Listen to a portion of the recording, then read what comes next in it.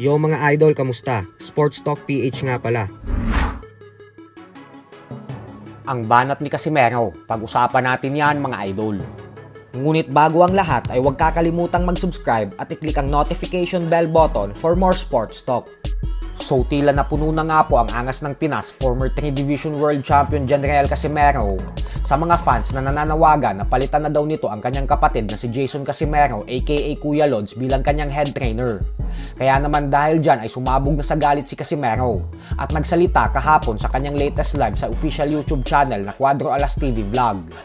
Banat ni Casimero mga idol na ang dami daw naiinggit kay Jason. Sa katunayan nga daw ay magmula nang si Jason na ang magsilbing head trainer niya ay kailanman ay hindi pa daw sila natatalo maski isang beses man lang. Yun daw ang lagi niyong tatandaan. Wala naman daw pagkakamali si Jason kasi undefeated siya magsimula nang ito na ang maging trainer niya. Kaya mga siraulo daw talaga yung mga nagsasabi na magpalit siya ng trainer. Huwag na daw sana kayong mainggit sa kung ano man ang narating ni Jason sa buhay niya. Madami daw talagang naiinggit kasi walang nakakahati sa 10% na komisyon ni Jason sa bawat laban niya. Deserve daw yun ni Jason kasi nagpapakahirap daw talaga ito sa mga training nila. Pinaghirapan umano ni Jason lahat ng meron siya ngayon kaya pakiusap ni Casimero na tigilan na ng mga tao ang kakabanat sa kapatid niya. Dagdag pa ni Casimero na may ibang mga trainer daw na naiinggit kay Jason kasi yung iba daw ay ang tatagal ng mga trainer sa boxing pero hindi pa din sila nakakatikim ng kasing laki ng perang nakukuha ni Jason sa mga laban nila.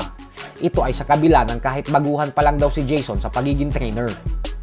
Ano ang pagkakamali ni Kuya Lods sa training namin? May nagkakamali na ba si Kuya Lods? Kahit isang beses hindi pa kami natalo. Mga siraulo talaga ito mga... Sa kabilang banda naman mga idol ay nagulat nga po ang maraming boxing fans matapos ng nakakabiglang announcement ng kasalukuyang IBF Bantamweight World Champion Emmanuel Rodriguez ng Puerto Rico. Dahil sinabi po nito kahapon lamang na sa edad lamang na 31 years old ay magpapaalam na daw siya sa sports ng suntukan. Masakit man daw para sa kanya lalo pat nasa kasagsagan siya ngayon ng kanyang boxing career bilang isang world champion ay buo na daw talaga ang desisyon niya na magretiro. Subalit ang maganda nga po dito ay dahil bakante na ang IBF Bantamweight World Title Belt ay paglalabanan na po ito ng huling tumalo kay Rodriguez. Walang iba kundi ang pambato natin na si former interim WBC Bantamweight Champion Raymart Gabalio at ng pambato ng Japan na si Ryosuke Nishida.